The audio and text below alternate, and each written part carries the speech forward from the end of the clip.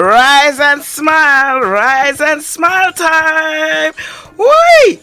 What a week I have had. Oh my giddy aunt, where do I start? Anyway, morning, everyone, and it's rise and smile time. Yes, rise and smile time. How are you? How is everybody? How are you coping with the heat? Yes, how are you coping with the heat? Some people are melting, some people are complaining, but you know what? You know what's going to happen next week? And some people are in hosepipe band. I think the whole of England is in hosepipe band. So welcome back to another exciting edition of Spilling the Tea to Juliet G. Now, let's start your weekend as we mean to go on. Let's start it with good spirit, good laughter, enjoyment. Yes, for the next 3 hours, all you have to do is stay tuned and locked in to your number one community radio station, Supreme Radio UK. It's your host, Juliet G, where I converse with real people and get them to spill that tea. And that's a T with a double E, and talk their truth. No matter what part of the world you are tuning in from, north, south, east or west, or the surrounding counties, or virtually anywhere in the world, thank you for lending me your listening ears. It's Saturday, the 11th day of July, and the time is 16 minutes past the hour of 8. Now, I want to give a shout out to Mr. Gibbs for another excellent show last night. He'll be back next Friday from 11 till 1. Now, I also want to give a big thank you to our guest last week, Elaine Henry. She's one of the directors of Platinum Roots CIC. What a very informative show that was. Now, if you've missed last week's show, it has been uploaded onto Mixcloud. So it's been uploaded onto Mixcloud and YouTube, yes, and YouTube, so you can listen. So please press the follow and subscribe button so you'll get immediate notification when I upload any of the shows and this week's show. Now, as I always like to say, gratitude is definitely a must. We must always have gratitude in our hearts. So I'm grateful to the sponsors and supporters of my show. I'm grateful to the Supreme Management for giving me this opportunity, which I don't ever take for granted. I'm grateful to Soul Gigs, Fine Boy Inc., Martin Winter of James Shoe Care in Barkingside. I'm grateful to Miss V, the therapist, SAS, Kevin Bennett, my big sister Son for our weekly prayers, Queen Miss Selena, Impactful Media, and Bow's Everlasting Celebrant for those premium ceremonies. I am grateful for all my guests, past, present, and future, for allowing me to share your stories on this platform. And I'm also grateful for you, the listeners, yes, because without you, what's the point? And on that note, I want to pass you on to my big sister, Son, who's going to lead us in this week's prayer.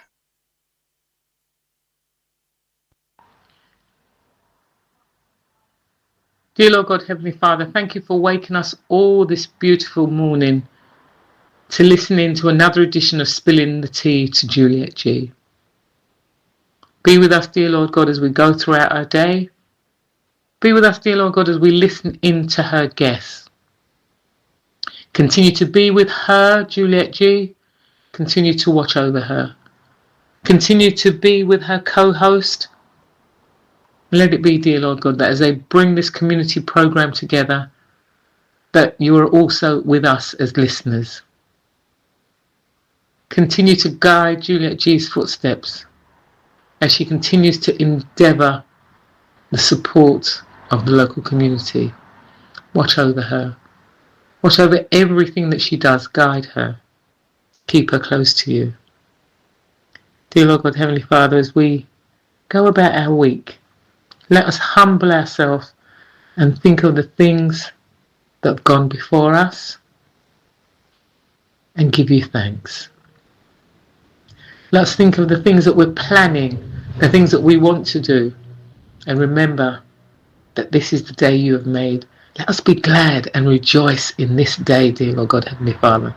Let us give thanks and praise for all the things that come our way. So again, as we listen in to Juliet G's guests, I lift them up to you. I lift every single one of us as listeners to this program.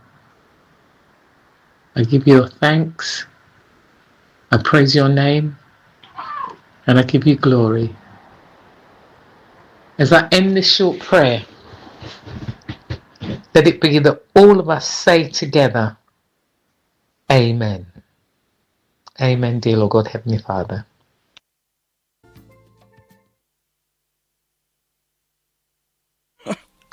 Welcome back to Spilling the Tea to Juliet G on your number one community radio station. Now, if you're just tuning in for the first time, welcome. And let's bring on my co-host, Kevin. Kevin. Hey, BG, how you doing? I am very well, very well, very well. The sun is shining and I'm Yes, happy. Although I'm sweaty, I'm happy. I am good, I'm good, I'm good. Morning, morning, morning, Kevin. and But you good know morning what? to Hold on a you sec, too. hold on. For those Yep. people that keep on messaging me, they say to me, morning, morning, morning, morning, morning, morning, morning, morning, morning, morning, Kevin. I love it. So do I. How I are you, love Kev? it. How are you? I'm really good, thank you. And I'm in a good mood. good. And how has your week been? It's been extremely busy, extremely busy. Kevin. I even went to bed, not high-fiving Finnair about it because I know it's not good. But I went to bed. Think about 3:30 this morning.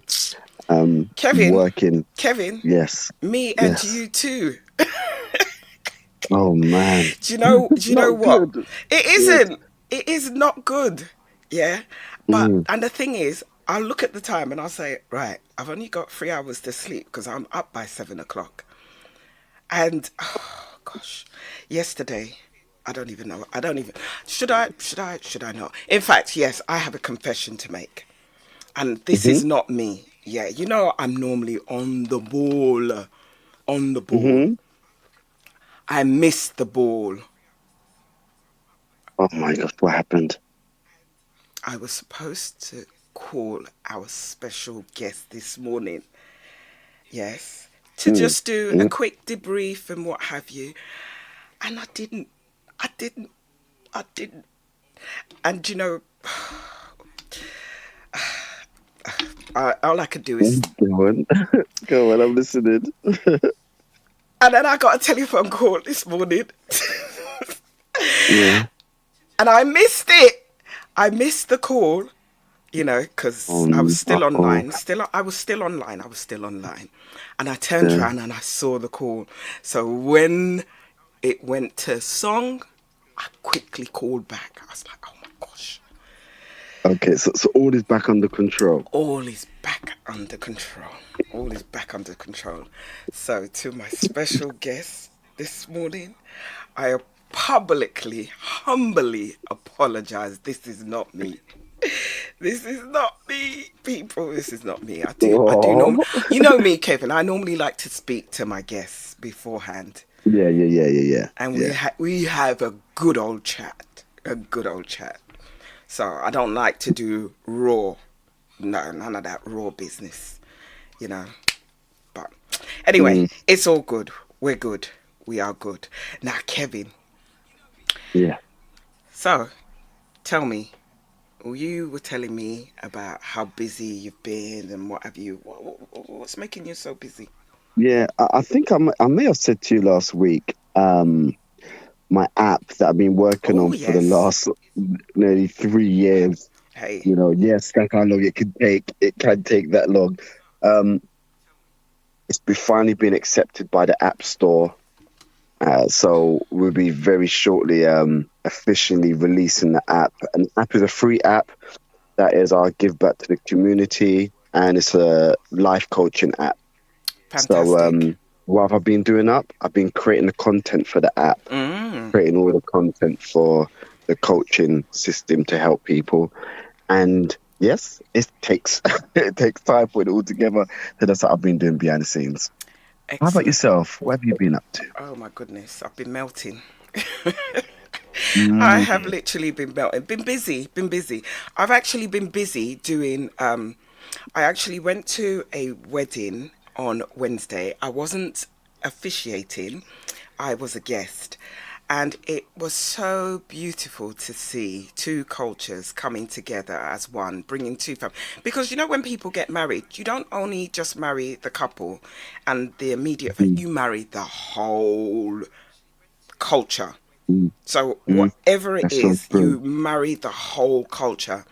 And it was so nice to see two cultures come together. He's Asian and she's Caribbean. And bringing that, there's two cultures together. She embraced it, he embraced it. It was just lovely, absolutely lovely. The ceremony, Mm. everything, you know, they did not spare nothing, nothing at all. And so I have been just busy doing celebrant work and catching up, really. So, Mm-hmm. yeah. I So love that. I've just Love been, that.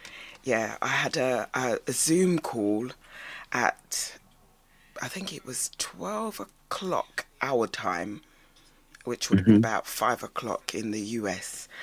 And at one point, I was dozing off.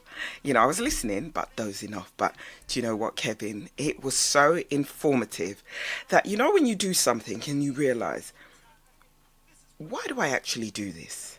Or why am I doing this? Or when you do it, you kind of like think, it it actually solidified the reason why Mm-hmm. and my purpose. And I'm like, yes, this is it.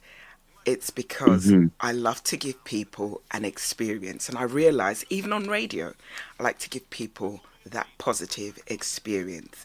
So whether they're sharing their story, whether they're promoting their business, whether they're promoting their organization, whether they're sharing something for the community, as long as it, every week is a different week. There's no 2 weeks are Mm. the same. And hence why I love doing what I do. And I'm, So here's a question for you. When did you discover within yourself that your world is about servitude? when did I discover? Do you know what? I've always done servitude from a young age, looking after children, babysitting. Always wanted to look after my cousins, my little cousins, who've grown up, got married, and you know they was even on. Was it X Factor back then? Yeah, they was on X Factor. Got through to the Mm-hmm. judge's house. And there was in Louis' camp. Louis. And it was really, you know, I've always looked after, um, and it's just something. Do you know, sometimes it's something in you, but you don't Mm. know the reason why. And until you, as you get older, you start to understand yourself and you understand who you are. And I Mm-hmm. realize Mm-hmm. I get a lot of joy from serving others. I like that. I do. I do. I get a lot of joy from serving. And, you know, um, yes, and for me, I realize that it's that I like to give people a positive experience, you know, because even Mm-hmm. when I used to foster, I wanted it to be a positive experience. I didn't want to be that foster carer that the kids would leave and say, "Oh, I didn't like it." They didn't even want to leave. They was only there for the weekend, some of them, and they'll say to their social worker, "I want to stay. I want to stay. I don't want to go." And even if they back then, Mm. they could be sleeping on a mattress, yeah, in my front room. They didn't care. They didn't care. And as long as they didn't mind, I didn't mind, you know. Question. Sorry, question. Was it hard? Was it hard for you when it was time to kind of like mm, give back the children, No, or kind of surrender no, the children? no, no, Mm. not at all. No, not at all. Because I You knew you that never you never got so attached that you was no, like, oh my gosh, or to any of the children, you never got attached. you get attached, but I always knew that it was not a permanent fix. It was just a temporary fix. But while they were in my care, I wanted to give them that positive experience. It was never to be an experience whereby they didn't want to be there. And I've had, I would say, only one child, maybe out of 50 something plus kids. Mm. And that wasn't because they didn't want to be there. It was because of a situation, and I Mm. had to end the placement. But yeah, Oh, yeah. so yeah, it's something that I realized that it's been in me. And sometimes, as you go through life, you don't understand. You're learning about yourself, and as you get older and you start to learn more about yourself and who you are and what your purpose is, and you realize what your purpose is. And I realized, because even my dad But always yeah. wanted me to be in media, like whether it's to be a journalist or to be a radio presenter or he wanted me to be a newsreader, to tell you the honest truth. And if not a Mm. newsreader, it's a radio presenter. What did you discover about yourself? I discovered that I'm a kind, loving, giving person. I'll give my last penny to. Do you know what? I've realized that if any of my friends, and it's just something that I don't even think about it, I just do. Um, they are in distress, and I am there. I'll drop everything I'm doing. I'm like, right, I'm coming. Don't Hmm. matter where I am. Right, I'm coming. I'm coming over. You know, you tell me you're overwhelmed. Right, right. We'll sort it. I'll be there. Hold on a sec. Let me just pack my overnight bag or weekend bag, and I'm there. Hmm. That's just Yeah. how. That's just how I am. That's just how I am. You know, and I love being me. I do, and I don't think I could be anything else but me. You know, anything else but me. Mm. Kevin, we are coming up Yeah. to You that broke. Yeah. all Okay. important community break, and when we come back, we're going to talk some more, and we're going to talk update. Got not long left, not long left, not long left. Welcome back to Spilling the Tea to Juliet G on Supreme Radio UK. Just to let you all know that this Sunday will be the last Sunday before Skate Haven break up for summer break, and they will resume back during the best month of the year. Guess what that is, people? Guess what that is? Okay, I'll give you a couple of seconds. 1, 2. September! Do you remember? The 11th of September. Yay! Okay. Don't mind me. Don't mind Love it. me. Now, if it's your first time tuning in to Spilling the Tea, welcome. And I hope you'll make this your Saturday morning fix. I'm not always like this, am I, Kevin? Okay. No, you are. Okay, I am. Now, shout out to the early morning risers that have been locked in from the start. Don't be naughty, people. Get your mind out the gutter. I'm talking about those people that got really up early in the morning and they're locked in right now. Now, also, I want to give a shout out to Mystery Man, who's tuned in for some years. Okay, Mystery Man, hope you're enjoying the show. Kevin. Yes, yes. We're gonna have such an amazing show today. We Today's gonna be are, such. we are, we So are. I do hope and pray that, either one way or another, you get to tune in. Even if you're on your travels, you got to do your chores, whatever it may be. Just tune in, plug in your headphones, and tune in. It's gonna be such an amazing show. Kevin, let me Yes, give you an update. I am yeah, over the £1,000 threshold. nice. I'm over the 1,000, so I'm 2% closer to Yeah, my goal. But you know what? yes. Anything can happen. Anything can happen. So Please, thank for you. those people just listening in, just give them a heads up. Do you We know got to what? keep reminding Do you people. know, it's true.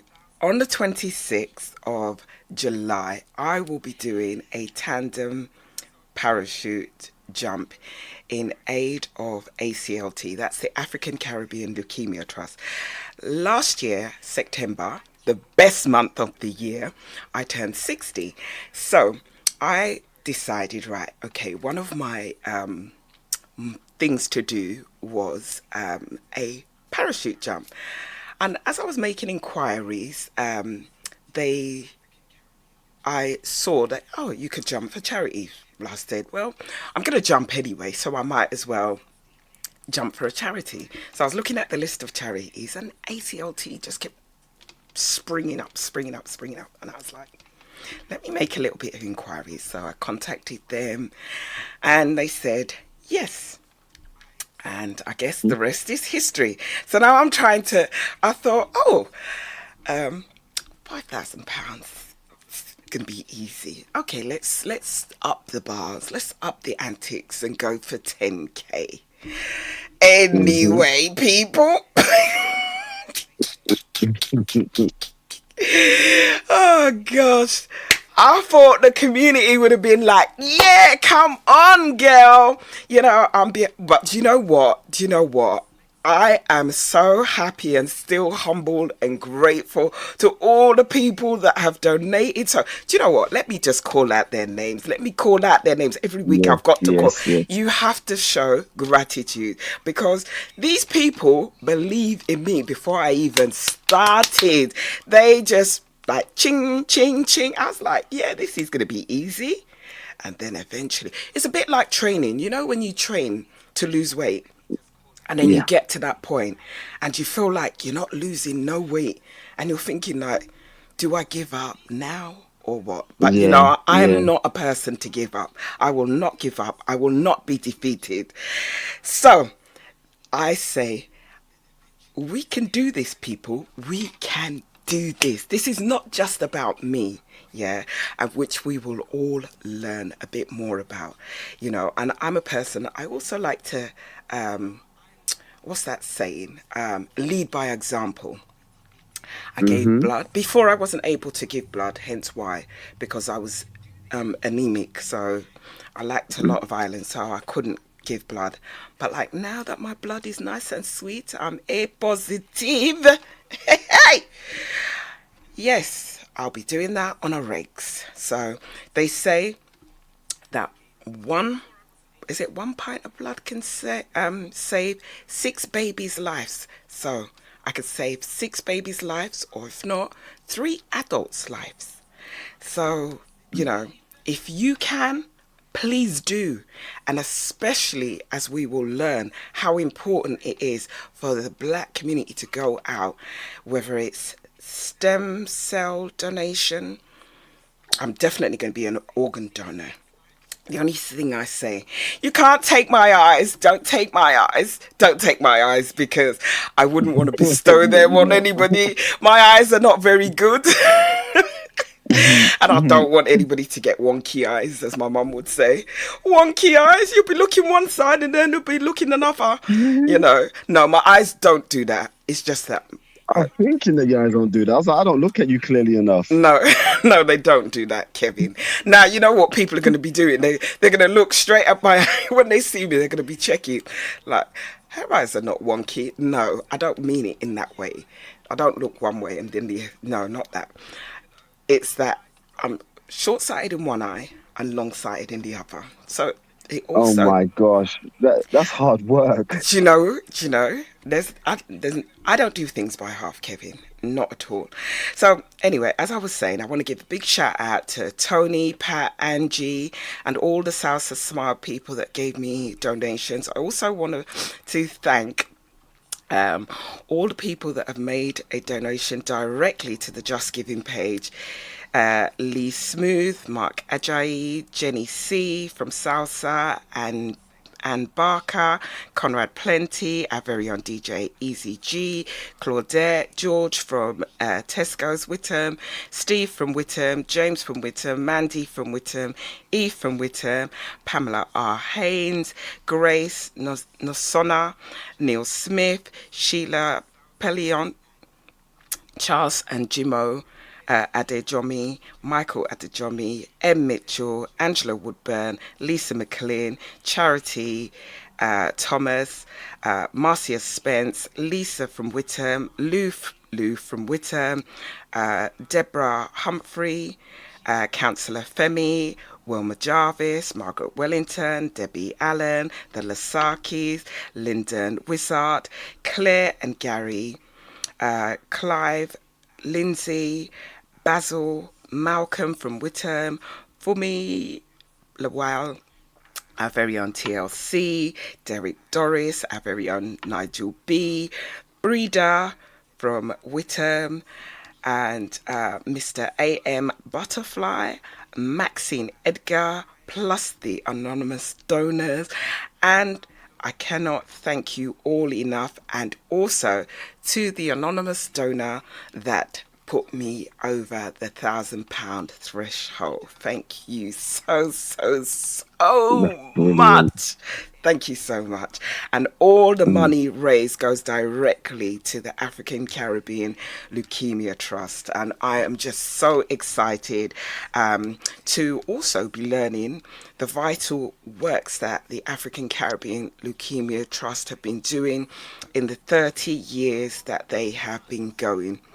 And as I say, we're going to be speaking to one of the founders of ACLT, Orin Lewis, OBE, and this fundraiser has also highlighted a number of things for me, like the health inequalities, and the community, how important representation is, and also leaving a legacy for the next generation, because we need to leave something behind for the next generation to pick up the baton and run with. We can't just leave. Otherwise, what does it say about our existence? Eventually, like the dinosaurs, we will be extinct.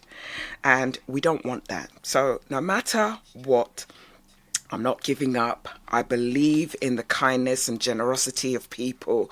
And I know somebody out there will take pity on me and say, you know what? Yeah, let me just throw a bag of money so that she just shut her up, for God's sake. You know what we should do? I am Maybe we still should start getting hopeful. I'm still hopeful maybe that we will get to that 10K. We will definitely. maybe Juliet. Yes. Maybe we should just kind of just turn up at people's doors. Let's get the address of the listeners and just turn up at their door until they donate money. For them to. No, I need big donors. I need big donors right about now. I've got Yeah, 14 when days. you find out where people live, when you find out 14 where people live, it's days easier. time. Can you imagine? Because do you know what? There's a guy that goes round and he speaks to millionaires and asks them how they make their millions. Have you seen that on Instagram? Yes. Amazing. Absolutely Yeah. amazing. And do you know what? It's all about believing in yourself. And I believe that we're going to do this. I do. It might be a Yeah. last minute thing, but it's going to happen.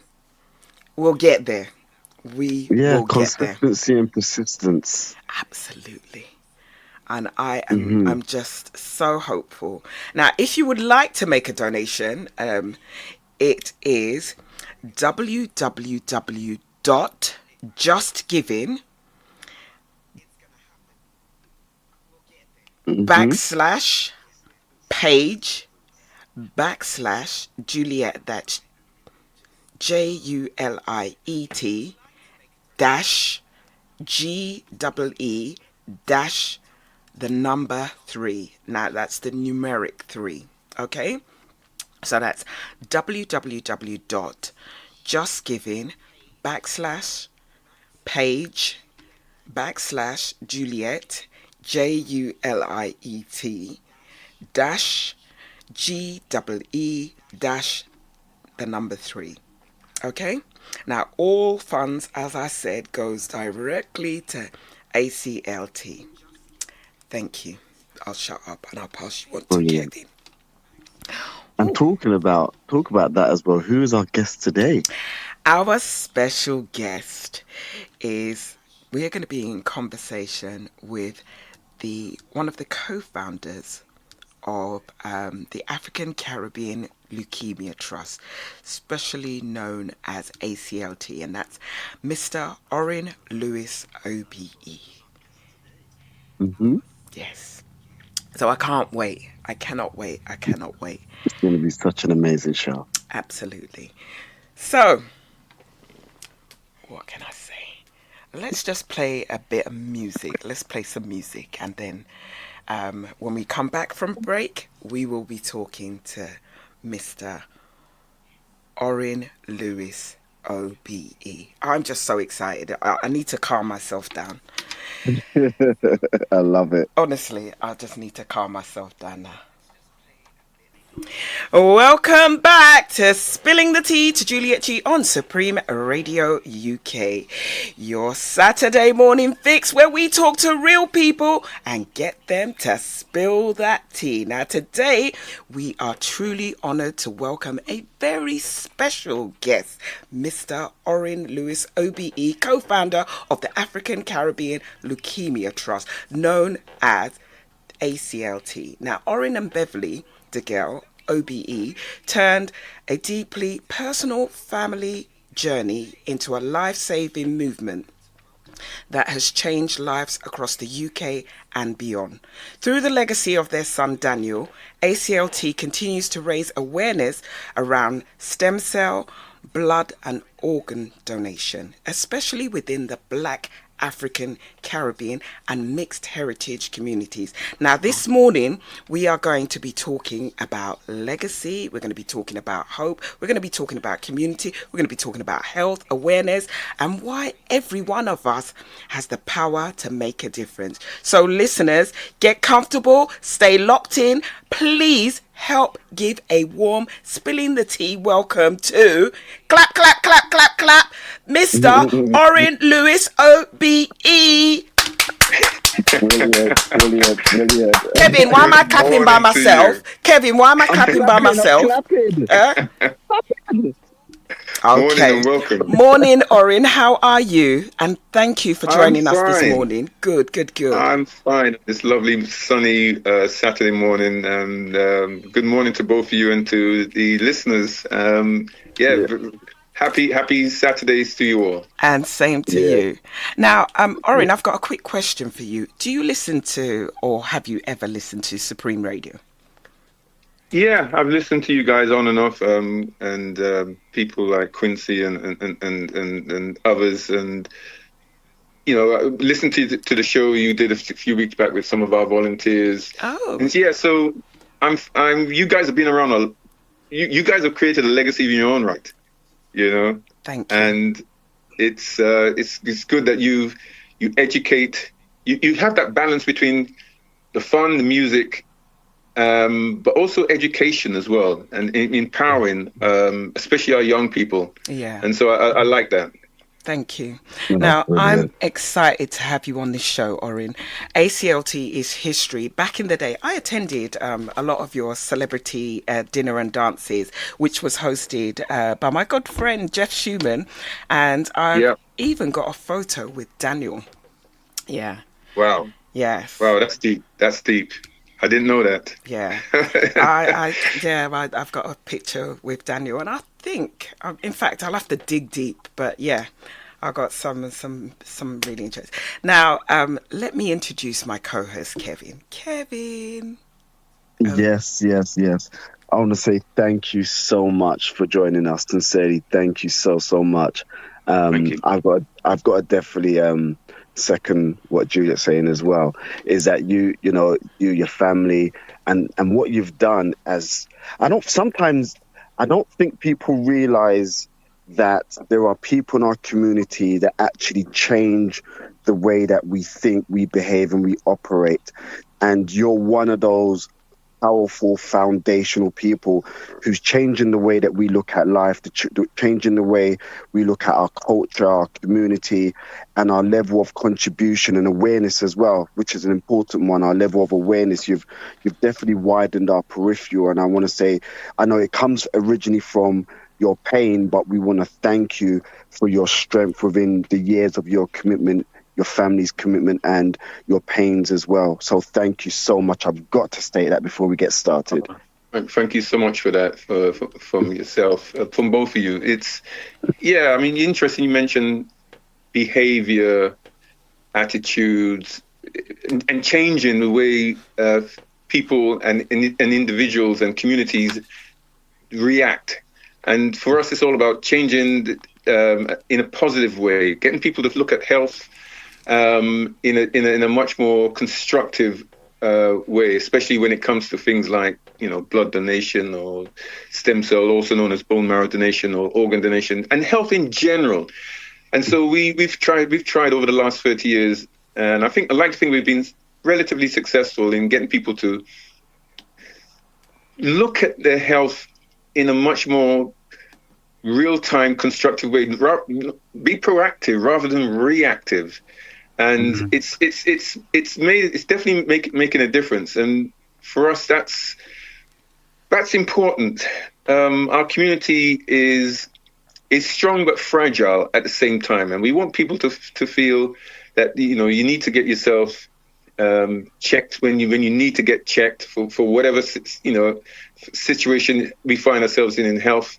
Don't wait until something starts to happen when you start to you're chasing something that you're not in control of. If you can actually be on top of the situation, then you have a fighting chance. If you're diagnosed with something, then it's how you react to it is important. Or if everything's fine, don't take anything for granted. Be on top of your health and your family's health, because you just don't know what's coming around the corner. Absolutely. And if you can arm yourself with information, and these days with the digital, social media, internet, AI world, there is no excuse now for us to be uneducated on health matters. We should be able to arm ourselves at the stroke at any given time to be able to say, I need to find out something because I know a friend or a relative that's had this, and make sure that I'm okay or my family's okay.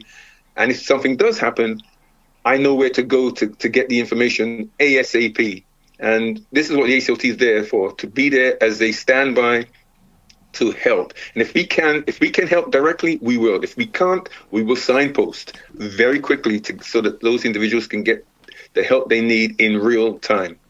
Yeah, I love that. Thank you so much. So us getting started, I just wanted to put forward first and foremost, only share what you feel comfortable sharing with. Yeah. Anything that you might feel like is distressing, you can easily hold back or say next question. Don't want to approach it. Don't want to talk about it. Because sometimes in life, it's like, even for example, I give an example. I remember when my brother passed away. He passed away due to diabetes, aneurysm, and it was around the time that Bob Marley, they was doing the Bob Marley tribute, at the theatre. Yeah. And it was like 6 months, I believe, after my brother passed away. I didn't cry, nothing. And I was just watching the show and I burst into tears. I mean, uncontrollably.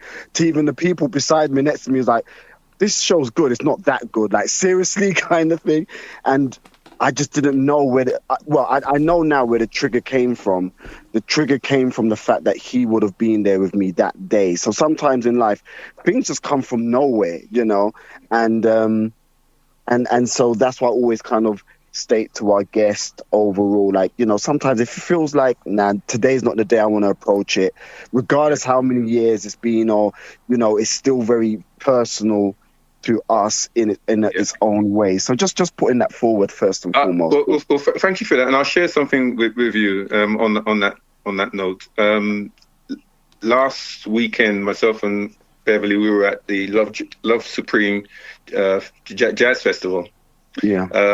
Down on the South Coast. And on the last day, there was an act, one of our favorite acts, Maze, were playing. And they played it, they open up on one of their songs, which every time I hear this particular song, it becomes very emotional for me. And they played this song, and my emotions ran over, because that song I always contribute to thinking about Daniel. And I'm looking at him now on my screen as we're speaking. But when I heard them start to sing, and they were singing it live, it just drew me back to how I felt the first time I played that song after he passed away. And it resonated with me in a very emotional way, because that song makes me feel totally connected with him. And interesting, I heard it yesterday. I heard it on the as a background. Someone was playing it on the radio somewhere, and I heard it, and I said to myself, Orin, hold it in, because you don't want to get emotional. I didn't. It wasn't the right context. But when the band that actually made the song is actually singing the song live in front of you, suddenly it can take you over. And we all have those moments. And thank you very much, Kevin, for actually just bringing that up, because I get where you're coming from. Yes. So as I said, thank you so much. So with that said, can you take us back to the beginning? What was happening in your family's life when ACLT first was born, when it first came to light? Yeah, so the journey actually started before the ACLT began. The ACLT started 30 years ago, June the 2nd, 1996. So we're 30 years right now. But before we started the ACLT, Daniel, back in the spring of 93, was having some serious health issues which weren't being diagnosed properly. And there was a lot of back and forth before he was finally diagnosed with having the childhood form of leukemia. Leukemia is a blood cancer. There are well over 130 odd different blood cancers, and the one that most people sort of familiarize the recognition is leukemia, which is a blood cancer of the white cells. Now, the white cells are the cells that keep your immune system fine, it keeps you healthy, keeps viruses away. So we're speaking on the radio right now. We're feeling relatively healthy. That's because the white cells in our body are being driven around by our bone marrow system and keeps the viruses away. Leukemia is when the bone marrow starts to misfire and starts to send out baby-like white cells, which aren't formed enough to fight off the viruses. And if it's not caught quick enough, the virus wins and the person passes away. Right. Eventually, the doctors realized Daniel's got the childhood form of leukemia. His white cells are not doing the job it's meant to be doing, and the virus is taking over his body. So they got him to Great Ormond Street Hospital very quickly and put him on 2 years of chemotherapy. Now, chemotherapy is very toxic, acidic medication, which it works. It works in terms of it kills off the bad leukemic cells, but also has devastating effect on the good cells. So when you see someone who's being treated on chemotherapy, and they're very bloated in their appearance, they've lost all their hair, there's the mood swings and nauseous and so on. That's because the it's a side effect of the actual treatment, the steroids and the chemotherapy combined together. And that's what Daniel was going through. He went through 2 years of this treatment and missed a lot of school, but we got used to this new language: cancer, blood cancer, chemotherapy, leukemia, and so on. And after he finished 2 years of treatment, we were told, right, we're going to monitor him for every month, do blood checks, and everything hopefully should be fine. Hopefully Daniel will be one of this, more than 70% that go through this 2 years and come out the other end and live a normal life. 9 months came and went. We went on holidays, everything. We thought everything's going to be going okay. And in December 1995, we got a phone call from our home care team in South London to say that the recent blood checks weren't looking good. They're concerned. And it was confirmed in the January of 96 that Daniel had relapsed. And we came to terms with this new word, relapse. What does it mean? And he told us that two things are going to happen. Daniel's going to go back on 2 more years of treatment, but also he needs and I'll use these two terms because they're the same term, bone marrow transplant or stem cell transplant. They're interchangeable terminology. Bone marrow transplant. Wow. Okay. Myself and Beverly looked at the physician and said, that's, we understand there's a need, because we remember way back in the mid-70s, a massive media campaign on behalf of a little boy called Anthony Nolan, who his mum campaigned to try and get him a donor because he needed a bone marrow donor. Tragically, he didn't find one in time, but a registry was started in his name. Well, that was like 23, 24 years before this conversation we're having with the physician. And he said, yeah, but there's a problem. And we said, what do you mean there's a problem? He said, well, it's because Daniel's black. And we said, what's race got to do with it? And they said, race has got everything to do with it. Daniel being black, his donor would have to be black or mixed heritage. Wow. Well, okay, what odds are we talking about? And they said, well, if Daniel was white, British, white Northern European, at best, he might have a 1 in 4, 1 in 5 chance of finding a match, because most of the registry in this country at the time was white, British, and the registries around the world, especially in Europe and in America, were mainly white Northern European descent.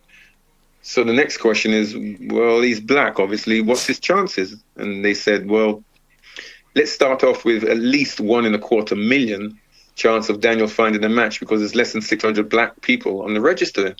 And that register had been going 23, 24 years. So for myself and Beverly, that was the light bulb moment. That was the moment when I metaphorically speaking, looked to the floor and saw the relay baton on the floor, because someone had heard something similar and dropped the baton and said, I can't do this. I'll leave it to someone else.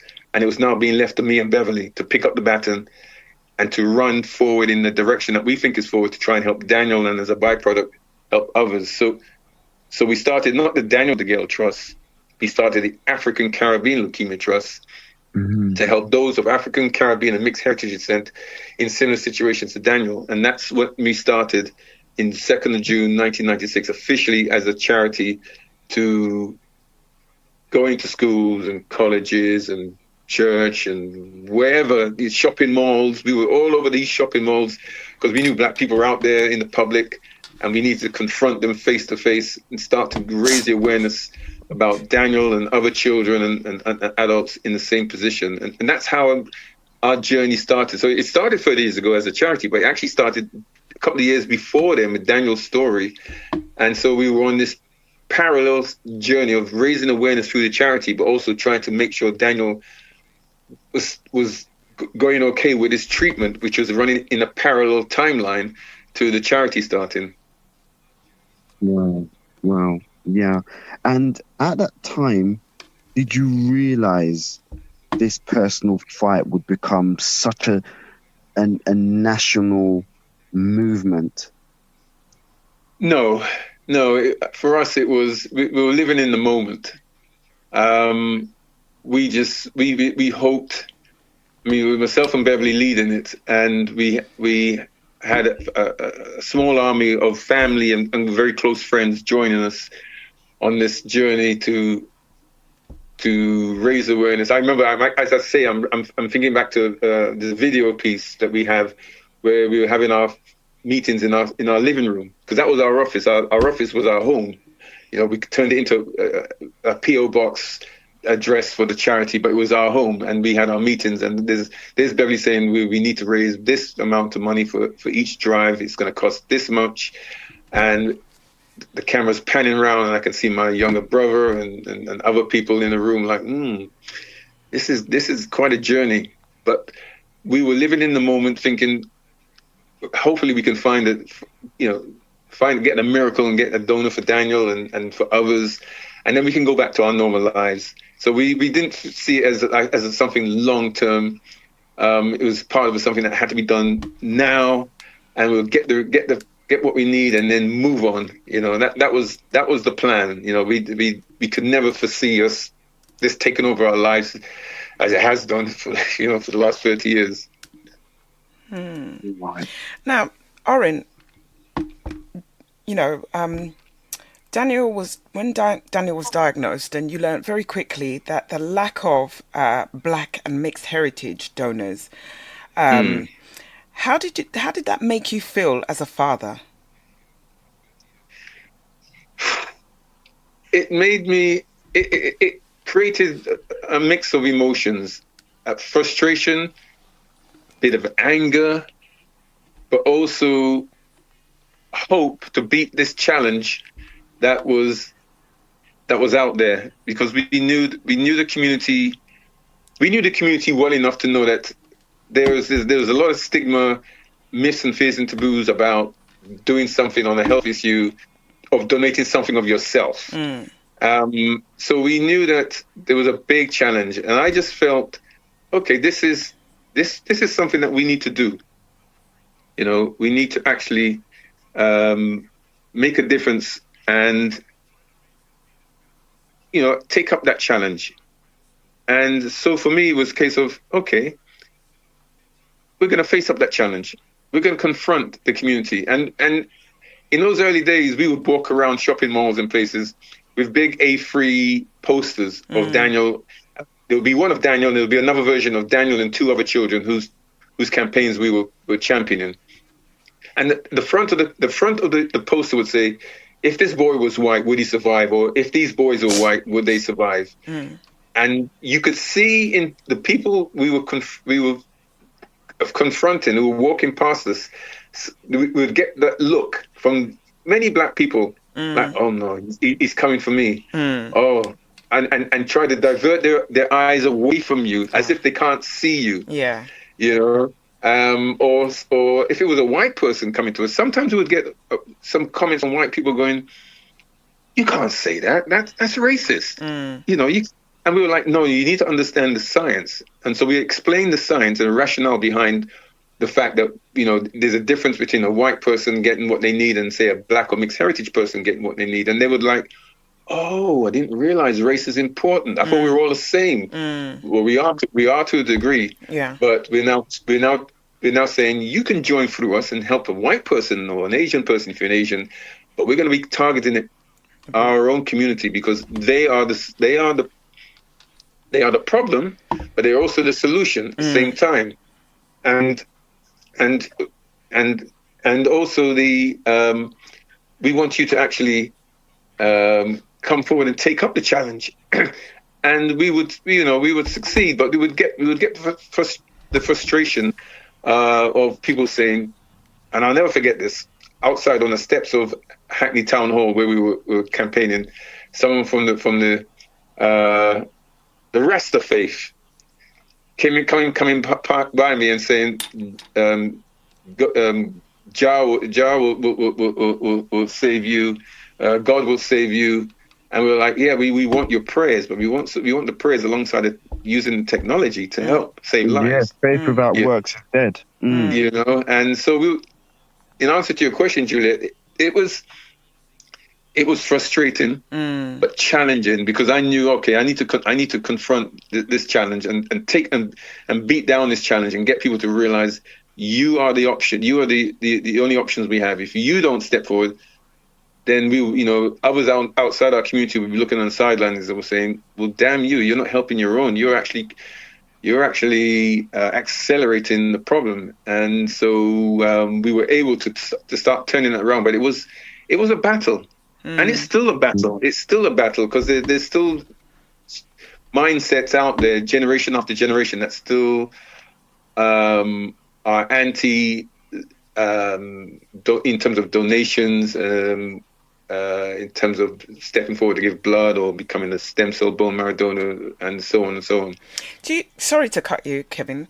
Do you think it's because of historically, like if you go back in time, and I'm talking from an African perspective, where they do like like we talk about voodooism and witchcraft and people using organs and blood and things like that. That the pictures, the films, that is in people's minds, and it's like, oh, I don't want that to happen to me, so I'm not going to give my blood.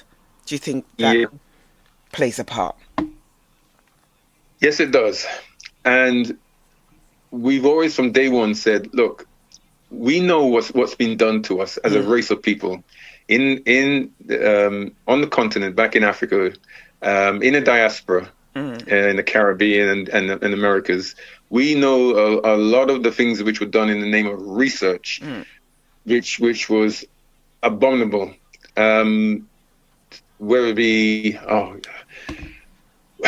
you could reel them off. The Tuskegee experiment on poor sharecropper farmers in the deep south of the United States. Letting them survive living with, I think it was polio, syphilis and things like that, and giving them placebos, but not telling them it was actually a placebo. Rather than treatment, because the physicians wanted to see what happened if you don't treat this disorder. Let's see what happens, and they knew what was going to happen. These men were going to die of their pain, and not telling them, and not that didn't come out until 1972-73. Some whistleblower, but that had been running since the late 30s, early 40s. Slave experiments which were being done on certain islands in the Caribbean to get to create the strongest black men to go into the fields and to breed. Namibia experiments that the Germans did in to test out the gassing that they did to the Jews during the Second World War. They experimented on Namibians before the Second World War to make sure they got it right for when they used it on the Jews. All these, there's so many experiments which have been done. Or probably the most famous one, Henrietta Lacks, whose cancer cells were taken from her when she thought she was being treated, and she sadly died. And they used her cells because her cells were miracle cells, because they kept regrowing. Her cancer cells kept regrowing, and so it's been used, and billions have been made by pharmaceuticals and governments because of her cells, but they never told her or her family. And only recently has the family been financially remunerated because of it. So we the public, especially the black public, are aware of all these things which have been done to us, so we don't trust. We don't trust the system. That's understandable. But we say to people, look, you know what? There comes a time where you have to put a stake in the ground and say, enough is enough. We don't forgive, we don't forget. But going forward, if someone's telling me I'm the only one because of my race that can be of assistance to someone of my race because of my race, then damn me if I then turn away and say, well, I'm not gonna help, because I'm actually creating such a negative situation, and I'm actually becoming part of the reason why our people are dying because they're not finding bone marrow stem cell donors. I'm the reason why we don't have enough people from our community on standby to donate organs when we pass away, or to consider becoming a living organ donor. Or the most easiest one, damn me if I, as a black person, when I hear the call to give blood to help sickle cell warriors out there who are black and who need well-matched blood because of ethnicity, and I don't do anything, well, more damn me if I'm contributing to their pain and ultimate deaths because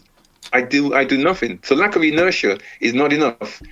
Like I said, we don't forgive, we don't forget. But now when it comes to highlighting the power of our race, the power of black power in our DNA, that's when we need to step forward and say, it's to us. Move out of the way, everyone. We're coming as an army to help. Now, we are coming up to that all-important community break, and when we come back, we'll talk some more, okay?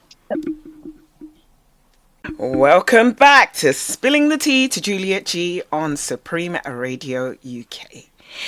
That is your number one community radio station. Now I want to give a shout out to Angela from Thamesmead, who's locked in, Dave from Hackney, who's locked in, and Beverly DeGale, OBE, who is locked in. Hi, Bev. Now we are currently in conversation with the co-founder of the African Caribbean Leukemia Trust, Mr. Orin Lewis, OBE. Over to you, Kevin. Yes. So, as you're talking, I was thinking about, like, according to, within our community, there's families that's gone through hardships that we've seen from a community perspective. For example, Stephen Lawrence and the family, Damilola Taylor's family, and yourselves, gone through some really hard times. What kept you and Beverly going on the hardest days? Because many of those other families, sometimes they break up, they break apart. There's so many things that happens, which is heartbreaking, because we can kind of pretty much point towards where that separation happened. What kept you and Beverly going throughout your hardest days? Oh, it's what's kept us going is combination of our love for our children. Between the two of us, we have 4 children, and Daniel, seeing Daniel and the way he carried himself throughout his whole journey, fighting a blood cancer called leukemia, was something to behold, and we could not. Falling apart was not even on the radar. It wasn't part of the language, the dictionary. And our love for each other, me and Beverly were brought together for a purpose, and that purpose was to, through Daniel, make a difference. And even after we lost Daniel eventually, as you know, we lost him to multiple organ failure at the age of 21 in October 2008. And we've pushed on ever since, and despite the pain of losing him, it's fired us to keep that legacy going in his name and in the name of the charity, to make sure others don't endure anything close to the journey that we had. And if we can, from diagnosis through the journey, the pathway of the individuals and their families and friends, if we can help them in any shape or form to make it more palatable, without any guarantees, because we can't give it guarantees. We're not gods, but we can say we're going to do our best to try and help and make the situation as best as possible through their journey. Then so be it. And for us, we've got to be strong together. We're not joined at the hip. We disagree on many things, but we agree on much more, and we know that we were brought together for a purpose. And Daniel was the vehicle, the catalyst for that. Just sadly, we had to endure the worst situation of losing him as part of that journey, which we didn't. Nobody would want that, but we realize now, looking back, he was here for a reason, and we're here for a reason, to try and make a difference and leave a long-term legacy of behavior change in a positive way to save many more lives. So for us, we're here to, our love endures to the max, for ourselves as a couple, as parents of our children, and as also be seen to lead where others can follow in a positive way. Now, when you hear Daniel's name today, what comes to your heart first? his smile. His smile. He used to use the term "good times." Good times. His smile and his infectious sort of outward, expression of wanting to do best. He knew that things may not go the way he would want it to go, so he was out there to enjoy himself and live life to the full, absorb so much, learn so much, impart so much wisdom to others that it just, when you say Daniel, it just brings a smile to my face because of the smile that was always on his face. And it's interesting, after Daniel passed away, we learned so much more about him than we did when he was alive, because his friends and colleagues told us of some of the things he would do on behalf of them in a positive way, and on behalf of strangers. They would tell us about things that Daniel did to help strangers. That was like, wow, and he was just he was, and he is a very special person who, like the other young boys you mentioned just now, have left a legacy. Stephen, Damilola, people like that. When people think of these individuals like Daniel, they think, yeah, a bright beacon, a comet that was here today and then flashed through our lives so quickly. But look at the effect, the stardust that they left as for us to look at and say, yes, what a great short life, but look what they left as a legacy for us. Yeah. Wow. Wow. Wow. And you're right. And what's coming to mind as you're talking is the pains and the trials and tribulations that we go through. And we're talking about all our heroes. You can go to, I don't know, Sam Sharp, or you can go to the Malcolm X's, or you can go to it. Our strength goes it from our pain, and it's like the family pain of whoever was a part of that change continues, but it becomes an inspiration to others. And there's that kind of bittersweet, where in one sense you're so grateful for what the contributions done to society, but in another sense it's like, oh my gosh, it was our experience of pain that has initiated it. So it's a bittersweet. I would imagine, I'm not quite sure for yourself, but with that said, ACLT has been saving and changing lives for 30 years. What does that milestone mean to you? I'm going to put it in two ways: personally, and what do you think it means to your family? Because obviously everyone in your family has dealt with it differently. What do you think it means? And it's hard to speak for other people, but just generally, what does it mean for you personally? And what do you think it means for the members in your family? It's a good question. Very good question. For me personally, I'm very proud of what we've achieved. Yeah, I can say when when I move on, and wherever there's something on the other side, and someone says, well, what did you do when you were there? What was your contribution? I can say, well, actually, I was part of a initiation. Sorry, not initiation, an initiative that made a difference, and I feel proud of that. So yeah, that's I'm not looking for. I've never looked for reward. I've just like when we do a session and we recruit X amount of people and we say, you know, So many people joined the stem cell register this day. So many people joined up to give blood. So many people reconfirmed their decision on organ donation. And we see the numbers like, yeah. And then it's accelerated even more when we get a call from the stem cell bone marrow registry to say, oh, by the way, ACLT, that session you did 10 years ago at this school, on that day, you registered X amount. And by the way, a donor was found from that session to help a 35-year-old lady in Accra or whatever.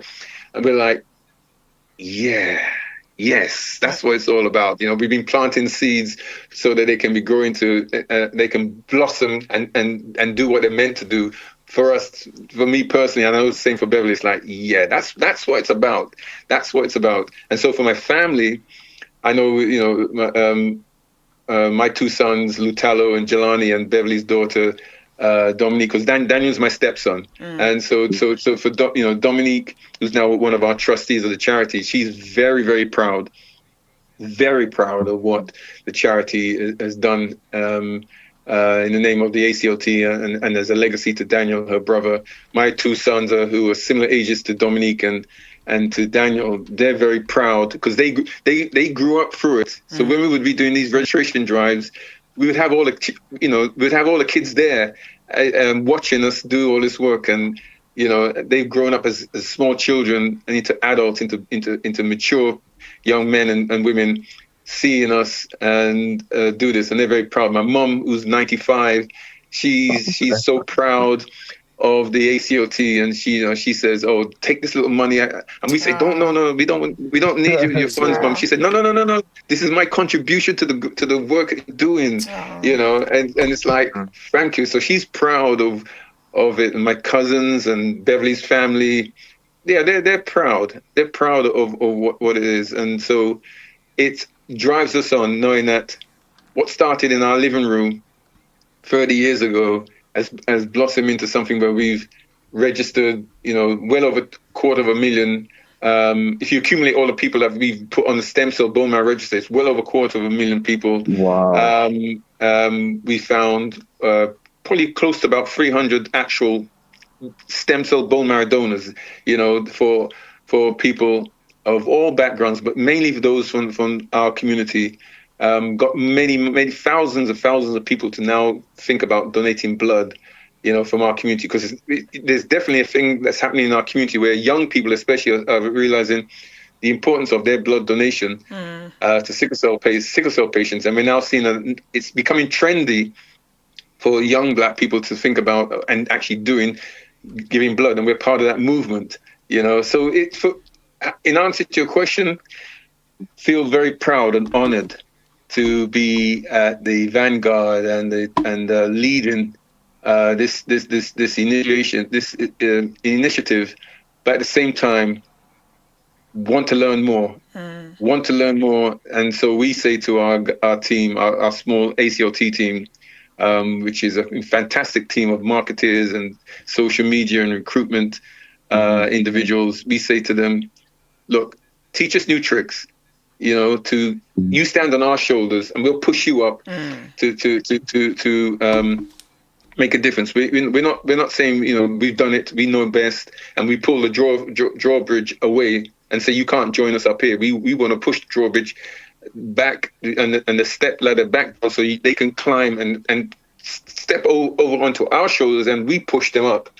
You know, and this is what we want the young people in our community to do, you know, and so we're learning all the time new tricks to get the message over and, you know, make everyone else feel as proud as we are. I love that. Nice. I love that.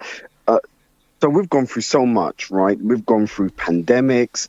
We've gone through, pandemics. We've gone through how many prime ministers now? I don't even want to count. 7. Over 7. Oh no! Hold on one second. I'm talking about over 3 decades. Yeah. Oh, yeah. Okay.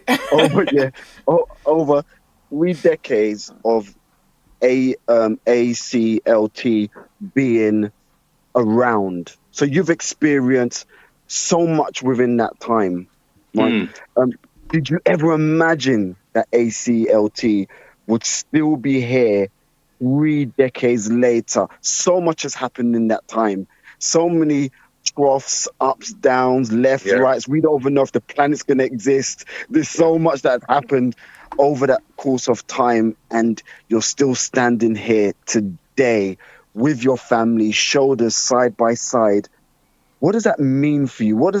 Did you believe this was going to happen 3 decades later? No, I could never have imagined. Three decades later, we would still be doing this. But I must admit, when myself and Beverly committed full time to doing this job, because when we started, you got to understand, when we started doing this, we had day jobs, and we were running day jobs alongside understanding how you run a charity. We wrote up our first constitution. These days, you can go online, you can get constitutions and memorandums as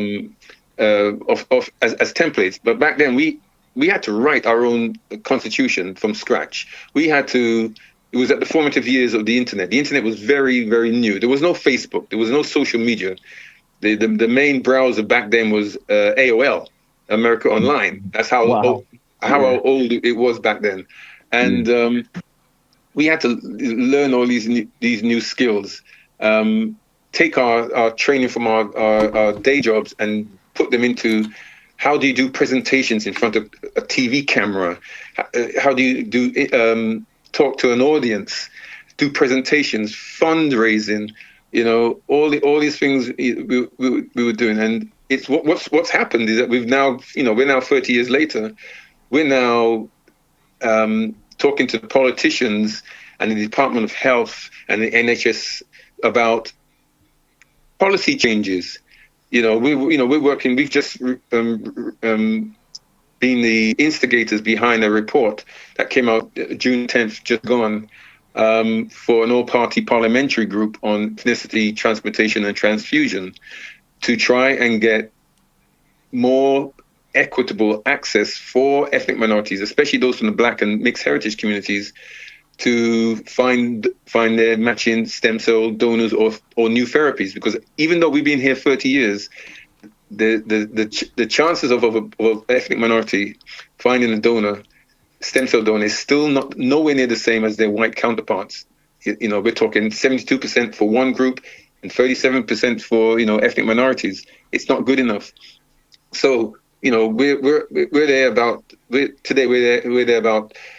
changing strategies, policy, getting the whoever the health minister, health secretary is, and because it's a revolving door at the moment with this Labour government, we don't know who's going to be in charge at any given time. But we're preparing the information to say, look, we now need to look at this and do something different. And because of our report that came out in June, there's now a Department of Health stem cell review of looking at the whole landscape to do with stem cells. That's because of work the ACLT and others are doing out there to make a difference. 30 years ago, we couldn't even imagine thinking about that.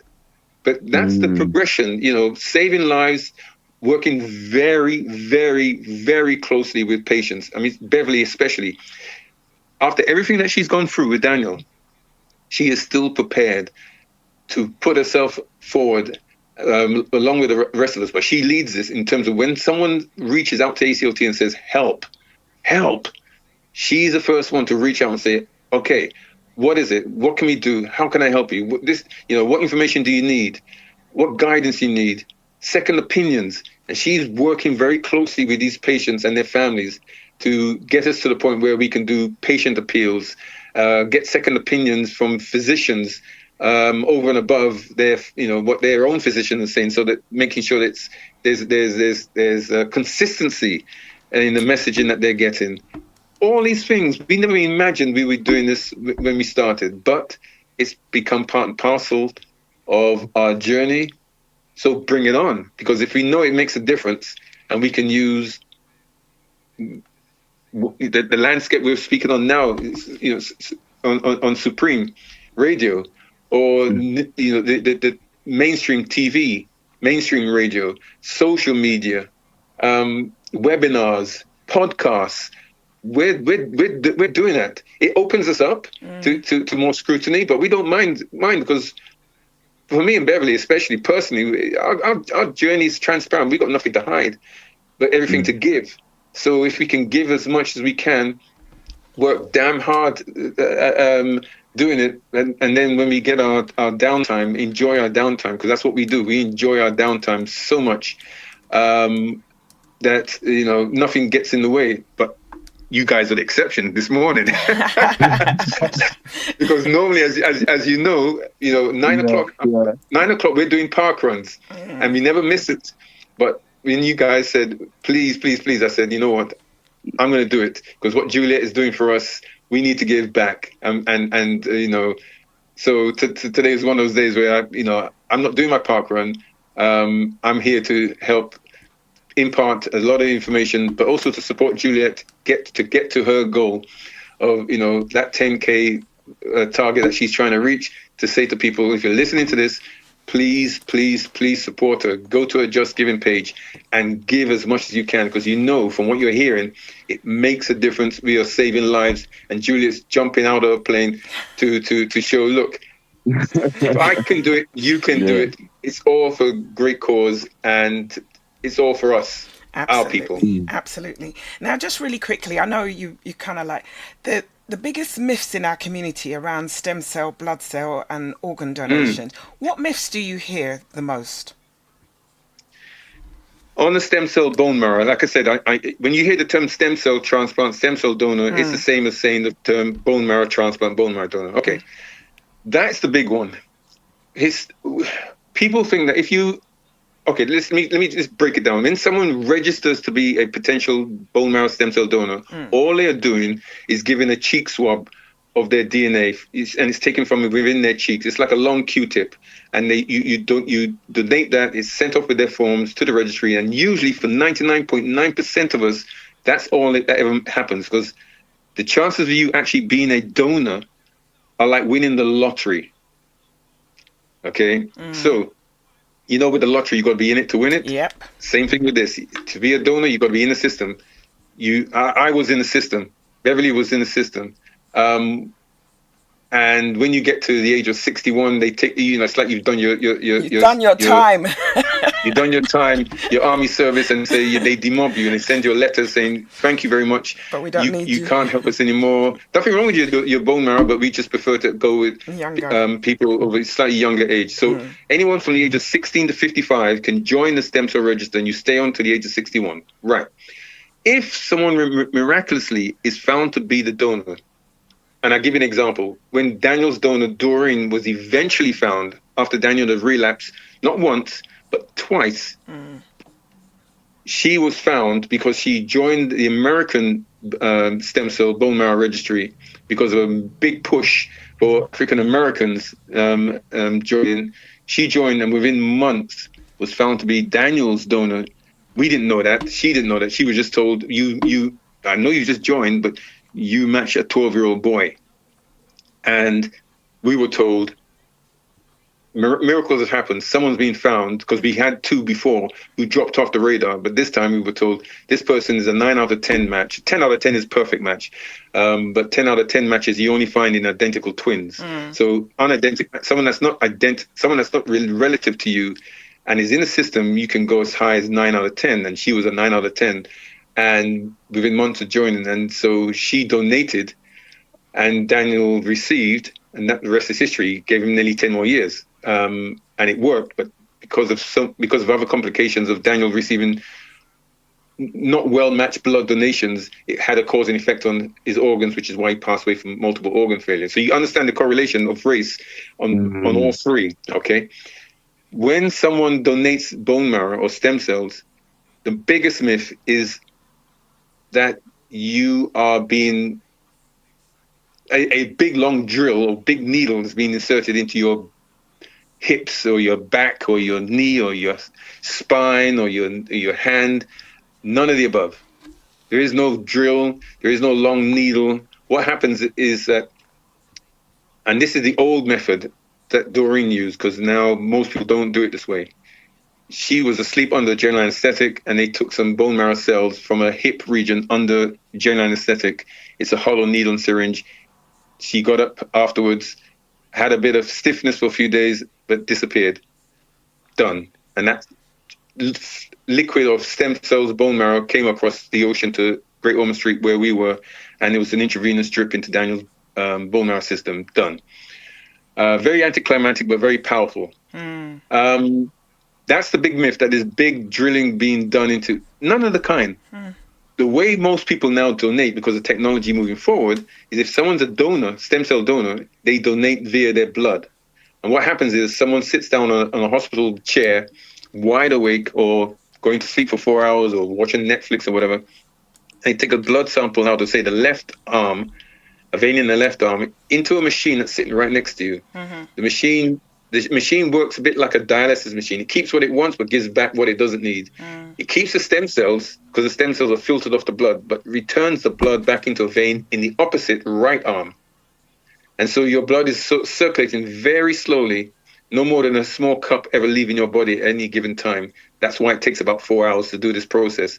And when they've collected enough, that's then sent off with a courier around the world to wherever the patient is, and it's just, again, an intravenous drip into the bone marrow system of the patient, to give them to start their journey. And what actually happens at the patient's end, when those stem cells, billions of stem cells that you donated, which is a fluid, a pink-looking fluid, when they go into the bone marrow system of the patient, miracles happen, because the bone marrow is a spongy tissue that lives inside the big bones of our body. So if you was able to look inside the middle of your arm bone, your leg bone, your hip bone, your chest bone, it's this reddish substance, spongy substance called bone marrow. And in the bone marrow, it has little cavities, little holes, and stem cells are in there.